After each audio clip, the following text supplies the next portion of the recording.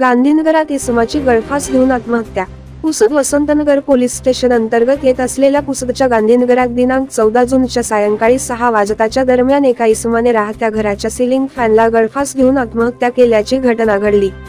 Police सूत्रांनी दिलेल्या माहितीनुसार फिर्यादी पवन रामचंद्र अंभुरे वय 30 वर्ष राहणार मुळावा तालुका उमरखेड हल्ली मुक्काम गांधीनगर पुसद यांनी दिलेल्या फिर्यादीनुसार त्याची सख्खी बहीण हर्षा अनिल अगस्ती ही कंत्राटी कर्मचारी म्हणून पंचायत समिती पुसद येथे कार्यरत आहे, तर तिचे पती अनिल अगस्ती हे दिग्रस येथील वैनगंगा अर्बन बँकेत खाजगी नोकरी करीत होते। ते पुसद येथे शुभम कव्हाणे यांच्या गांधीनगर येथील घरात भाड्याने राहत होते। दिनांक 14 रोजीच्या सायंकाळी 6 वाजता दरम्यान फिर्यादीच्या बहिणीचा त्याला फोन आला की तिचे पती अनिल अगस्ती घरात असून ते दरवाजा उघडत नाहीत, आतून दार बंद आहे। त्यांना आवाज दिला तर ते बोलत सुद्धा नाहीत।